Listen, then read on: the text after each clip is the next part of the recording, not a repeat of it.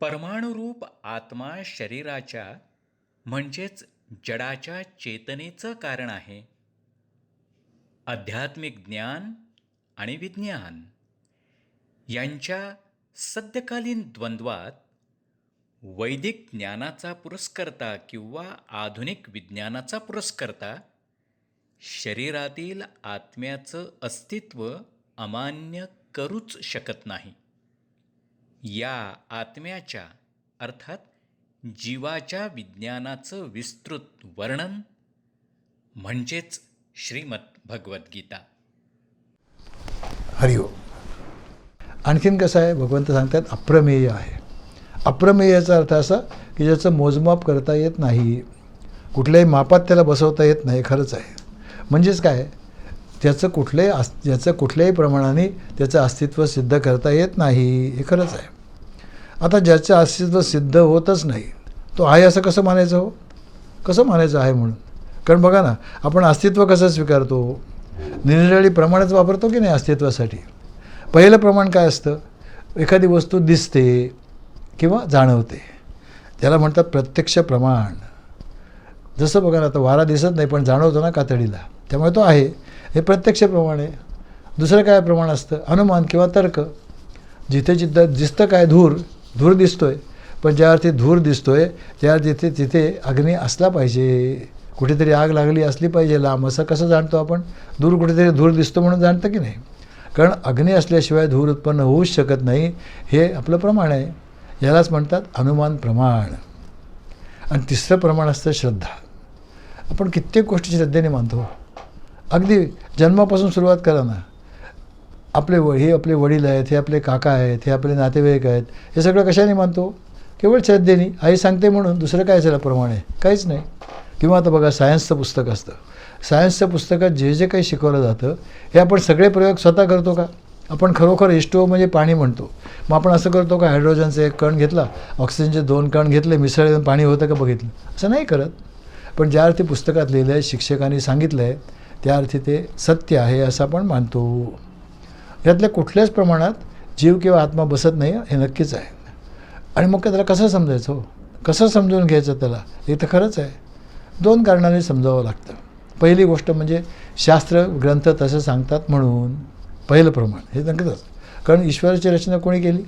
या शास्त्रांची रचना कोणी केली? शास्त्रांची रचना केली ईश्वराने, त्यामुळे ते मानलंच पाहिजे. आणि दुसरं, सायन्सचाच एक नियम की जे सतत बदलत असताना त्याच्यामागे काहीतरी स्थिर तत्त्व असावंच लागतं. काहीतरी स्थिर तत्त्व असल्याशिवाय, न बदलणारं तत्त्व असल्याशिवाय बदल शक्य नाही आहे. त्यालाच म्हणतात अधिष्ठान किंवा अध्यस्त, दुसरं काही नाही. आता एवढं सांगून झाल्यावर भगवंत अर्जुनाला मात्र काय सांगतायत की अर्जुना, तू मात्र आपला लढाई कर बाबा. का बरं? असं का? एक तर अर्थ असा होईल की तू बुद्धिमान आहेस रे, पण तुझी बुद्धी काय ते मला ठाऊक आहे. हा तत्त्वाचा भाग आहे बाबा, आणि या जाणण्यासाठी खूप सूक्ष्म बुद्धी लागते, ती तुझ्याजवळ नाही आहे. त्यामुळे तू काही भानगडीत पडू नको, तू आपला लढाई कर. पण मंडळी, हा अर्थ नक्कीच नाही, निश्चितच नाही. कारण अर्जुनाच्या बुद्धीवर त्यांचा विश्वास होता हो. म्हणून त्याला गीता सांगितली, त्यालाच गीता सांगितली. भीमाला का नाही सांगितली? भीमाला नाही सांगितली, हे खरंच आहे, शकत नाही.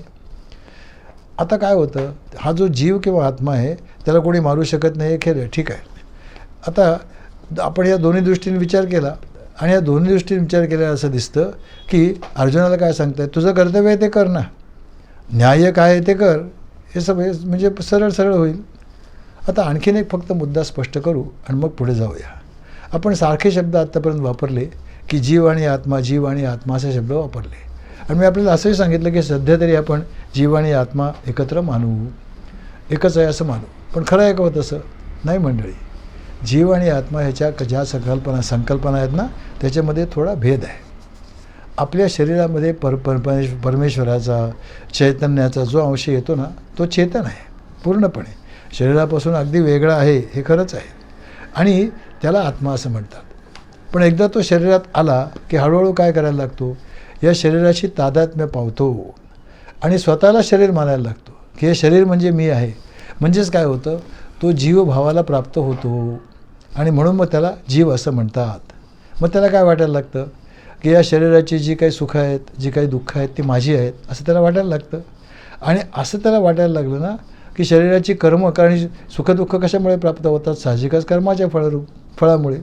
म्हणजे सुद्धा कर्म देखील माझेच आहे तसा कर्तृत्वभाव देखील त्याला व्हायला लागतो.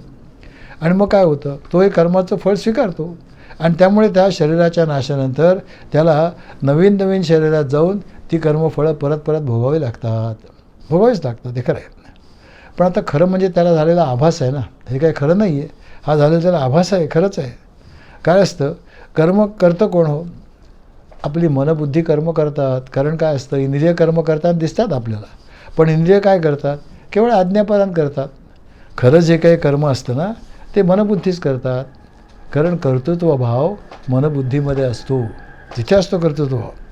आणि अध्यात्मशास्त्रात असं सांगतात की मनरूपी एक मोठं तळं आहे, त्याच्यामध्ये आत्म्याचं जे प्रतिबिंब पडतं ना त्याला जीव असं म्हणतात, त्याला जीव म्हणतात.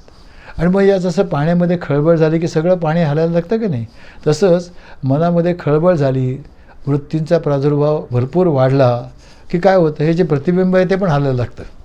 सगळं पाणी हलायला लागल्यामुळे ते प्रतिबिंब हलायला लागतं. आणि यालाच म्हणतात चिदाभास, चित्तात झालेला भास किंवा कल्पना. आपण म्हणतो सुद्धा नाही का की माझा जीव गलबलला, माझा जीव घाबरला वगैरे वगैरे. आता या चुकीच्या कल्पनामधून बाहेर येणं आणि खऱ्या स्वरूपाची ओळख होणं म्हणजेच मोक्षप्राप्ती हो. दुसरं तिसरं काय आहे? काही मोक्ष ह्याच्यापेक्षा वेगळा नसतो काही, हाच मोक्ष आहे. आणि एकदा हे झालं ना की संसार संपतो, जन्ममृत्यूच्या फेऱ्या मग संपल्या, हे नक्कीच आहे. आणि मग काय होतं? तो माणूस सच्चित आनंद स्वरूप होतो, पूर्णपणे सच्चित आनंद स्वरूप होतो. आता जीव आणि आत्मा ह्याच्यातला जो भेद आहे ना तो स्पष्ट करताना मुंडकोपनिषद म्हणून एक उपनिषद आहे, त्याच्यामध्ये अगदी तिसऱ्या मुंडकातला पहिलाच मंत्र आहे. काय सांगतात ते मंत्रात? ते द्वौ सुपर्णा सयुजा सखाया समानम वृक्षम परिशश्व जाते तयोर अन्यः पिपलम स्वादू अत्ती अन्यः अनशनन अभिचा कशीती. म्हणजे मैत्रीच्या धाग्याने अगदी घट्ट बांधलेले दोन सारखेच पक्षी आहेत, त्या शरीररूपी झाडावर ते बसतात, हे खरं आहे, तिथेच राहतात. त्यातला एक पक्षी कसा आहे? जीव, तो त्या झाडाची फळं खातो, मोठ्या आवडीने खातो. आणि मग ते काय होतं? ते फळ गोड लागलं तर आनंदात असतो, ते फळ कडू लागलं तर दुःखी होतो. म्हणजेच कर्माचा करता बनतो आणि मग फळस्वरूप सुखदुःखाचाही वाटेकरू बनतो. आणि दुसरं कसं आहे? अनशनन, त्या फळाला तोंड लावत नाही, ते खात नाही फळं. आणि अभिचा कशी ती, म्हणजे ती केवळ पाहत राहतो, तो त्या फळांकडे केवळ पाहत राहतो, हे खरंच आहे. आणि म्हणूनच काय लक्षात घ्या मंडळी, एखादी व्यक्ती गेल्यावर आपण जे पत्र लिहितो ना त्यात काय म्हणतो? त्यांच्या आत्म्याला शांती लाभो. हे अगदी चुकीचं आहे. आत्मा कायमच शांत असतो मंडळी. त्यामुळे मग काय लिहावं? असं लिहावं की त्यांच्या आत्म्याला सद्गती लाभो, हे जास्त योग्य आहे. मंडळी अर्जुनासाठी हे ठीक आहे, कारण काय? त्याचं कर्तव्य होतं त्या ठिकाणी युद्ध करणे, त्या ठिकाणी युद्ध करणे त्याचं कर्तव्य होतं. पण आता आपल्याला काही युद्धावर जायचं नाही हो. आपण जेव्हा म्हणतो की गीतेतलं तत्त्वज्ञान सगळ्यांसाठी आहे, मग आपल्यासाठी त्याचा काय अर्थ आहे? अर्जुनासारखा कोणताच प्रश्न आपल्यासमोर उभा नाही आहे आणि आपल्याला काही लढाईवर पण जायचं नाही. मग आपलं कर्तव्य काय आहे? आपलं कर्तव्य असं आहे की आपल्याला मनुष्यदेह प्राप्त झाला आहे. या मनुष्यदेहाचा काय, त्याचा फायदा काय करून घेतला पाहिजे? या मनुष्यदेहाचं प्रयोजन आहे की या देहात असतानाच हे जे अविनाशी तत्त्व आहे, आपलं खरं स्वरूप आहे, त्याला जाणायचं, मी कोण आहे जाणायचं. आणि प्रत्येकाचं कर्तव्य आहे बरं का, यात काही शंकाच नाही. कारण काय? तिथे आपला सुखाचा शोध खऱ्या अर्थाने संपेल, आपण खरे सुखरूप होऊन जाऊ, हे अगदी खरं आहे. आता काही लोक असं म्हणतील, तुम्ही सुद्धा म्हणाल की हे सगळं जाण्याची काय आवश्यकता हो, काहीच आमचं अडत नाही, त्यामुळे आम्ही कोण आहोत हे नाही जाणलं तर अडत काही नाही. पण मंडळी कशासाठी जाण्याचं लक्षात ठेवा, हे जाण्याचं अशासाठी की ते जाणल्याशिवाय आपण खऱ्या अर्थाने निर्भय होत नाही हो. आजचं आपलं जीवन बघा ना, आपण सगळे भिवून जगतो आहे. दुसरं काय होतं आहे? सगळ्याचीच भीती आहे. उद्या काय होईल याची भीती आहे, आपला मृत्यू होईल की काय याची भीती आहे. मृत्यू आला तर एक वेळ चालेल, पण तो कुठे यावा, कधी यावा, याच्याबद्दल आपला काही आग्रह आहे? घरातच यावा, आपल्या माणसात असतानाच यावा, सगळी भीती आहे ना. अमकं झालं आता आपल्या घरातल्या माणसांना काय वाटेल, माणसांना काय वाटेल, भीती आहे, सगळीच भीती आहे ना. आणि मग काय होतं? हे भिवून आपण जगत असतो. अहो दिवसासुद्धा भीती, रात्री तर अंधाराची भीती असतेच असते, शंकाच नाही. आणि मृत्यूची भीती तर सगळ्यात मोठी, विशेषतः वय वाढलं की ती भीती जास्त होते, हे खरं आहे. या भीती संबंधात ना एक छान श्लोक आहे, तो सांगतो, मग पुढे जाऊ आपण. भर्तृहरीने वैराग्य षटक म्हणून एक षटक लिहिलं आहे. त्याच्यामध्ये भीतीबद्दल एक त्याने श्लोक लिहिला आहे. त्याने काय माहिती आहे, भोगे रोगभयम, कुले च्युतिभयम, वित्ते नृपालाद भयम, माने दैन्यभयम, बले रिपुभयम, रूपे जराया भयम, शास्त्रे वादभयम, गुणे खलु भयम, काये कृतांतात भयम, सर्व वस्तू भयान्वित भुवी नृणाम वैराग्यमेवा भयम. काय म्हणते बघा, भोगे रोग भयम. आपण सर्वजण भोग तर करतोच ना, जे काय आवडेल ते खातो, हे तर खरंच आहे. आणि मग काय करतो, ठीक आहे हो आत्ता खाऊन तर घेऊ, मग योग करू नंतर, मग काय बिघडलं मोठं. पण मंडळी तसं होत नाही हो. नको ते नको त्या ठिकाणी आणि नको तेव्हा आणि नको तेवढं खाल्ल्यामुळे काय होतं, हळूहळू नवीन नवीन रोग तयार होतात. आणि मग ते भोग आणि योग ह्याच्यामध्ये हा रोग येतो. आणि मग आयुष्यभर रोग योग राहतो बाजूलाच. त्या जे काही रोग येतात त्यांच्यासाठी औषधं घेऊन जगावं लागतं, दुसरं काहीच नाही. दुसरं सांगतायत, दुसरं कुले च्युती भयम. काही लोक आपल्याला कुळाचा ना नको तेवढा त्यांचा भयंकर मोठा गर्व असतो की माझं कुळ अमकं अमकं आहे. एक उदाहरण सांगतो. पूर्वी आपल्याकडे जे संस्थानिक होते ना राजे, ते स्वतःला फार काहीतरी वेगळं समजायचे की आम्ही काहीतरी कोणीतरी मोठे. इंग्रजीमध्ये तर ते स्वतःला ब्लू ब्लडेड आहे असं म्हणतात. राजघराणं कुठलं असतं, ब्लू ब्लडेड. आता जगात काही ब्लू ब्लडेड असतं का हो?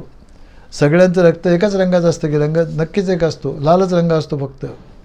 आणि मग अशा लोकांचं राज्य गेलं ना की त्यांची अवस्था फार दयनीय होते हो. आज बघा ना, आज आपल्या अनेक संस्थानिकांची अवस्था अतिशय दयनीय आहे. तिसरं सांगतायत, वित्ते नृपाला भयम. खूप पैसा जवळ असला ना की काय होतं, राजसत्तेचं म्हणजे सरकारचं भय वाटतं. काय करेल सरकार, अधिक कर लावेल आणि आपला पैसा काढून घेईल, कुठे इन्कम टॅक्सची धाड पडेल की काय, हे भय राहतच ना कायम. पुढे म्हणतात माने दैन्य भयम. आता काही लोक काय असतात, ते फार मानी असतात की नाही माझा बहुमान प्रत्येक ठिकाणी व्हायलाच पाहिजे असा त्यांचा आग्रह असतो. आणि तसं तर सगळ्या ठिकाणी होत नाही. असं झालं की झालं हे नाराज. जसं बघा ना, आता आपण परदेशी गेलो तरीसुद्धा इथे जसे आपला बहुमान होतो तसा व्हायला पाहिजे असं हल्लीच्या अनेक राजकीय नेत्यांना, सिनेमा नटांना वगैरे वाटतं. आता परदेशात तर तसं काही होत नाही. तिथे तर सगळ्यांना सामान्य म्हणूनच मान दिला वाळगलं जातं. आणि मग यांचा अपमान होतो असं वाटतं आहे ना. तसंच आता काय होतं, बले रिपू भयम. जो बलवान आहे ना त्याला नेहमीच शत्रूपासून भय असतं. त्याला काय वाटतं की आपल्याला शरीराला सव्वाशे नक्की केव्हा तरी भेटेल, हे भय कायम तो मनात बाळगून असतो. आणि रूपे जरा भयम. ज्याचं रूप थोडं चांगलं आहे ना, दिसायला चांगलं आहे ना, त्याला काय वाटतं माहिती आहे, त्याला आपल्या रूपाचा भयंकर गर्व असतो. आणि मग एक जरी पांढरा केस दिसायला लागला ना किंवा शरीरावर कुठेतरी गालावर एखादी सुरकुती पडली की भयंकर घाबरतात की अरे आता आपलं वय वाढायला लागलं, हळूहळू वय वाढतं आहे, म्हणजे आता हे रूप कायम राहणार नाही. आणि या भीतीच्या जीवावर तर सगळी ब्युटी पार्लर्स चालतात. पूर्वी तर बायकांची ब्युटी पार्लर्स होती, आता जेंट्सची सुद्धा पार्लर निघायला लागले तसं ऐकतो. पण मंडळी एक लक्षात ठेवा, कितीही मेकअप केला ना तरी तो मेकअप केव्हा तरी ब्रेकअप होतोच हो, त्याला काही इलाज नाही. शास्त्रे वादभयम. जे शास्त्री असतात, पंडित असतात, विद्वान असतात, त्यांना एक नेहमी भय असतं, कारण त्यांच्या ज्ञानाबद्दल त्यांना गर्व असतो बरं का. त्यामुळे त्यांना काय भय असतो की आपल्यापेक्षा एखादा ज्ञानी माणूस अधिक असेल आणि तो आपल्याला वादविवादात हरवील, आपला पराभव करील, हे असतंच. गुणे खरं भयम. जी गुणी माणसं असतात ना, दुष्ट माणसं त्यांना उगाचच त्रास देतात. त्यांना गुणी माणसांचा दुस्वास उगाचच वाटतो, हे खरंच आहे. कारण काय, चांगल्या माणसांना त्रास देणंच मुळे दुष्टांना आवडतं ना. आणि काये कृतांतात भयम. आणि शरीराला काळाचं भय आहे. कारण काय होतं, मृत्यू.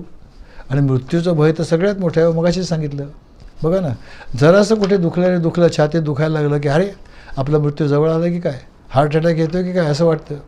विशेषतः वयस्कर माणसांना हे भय फार वाटतं हो, त्यात काही शंकाच नाही.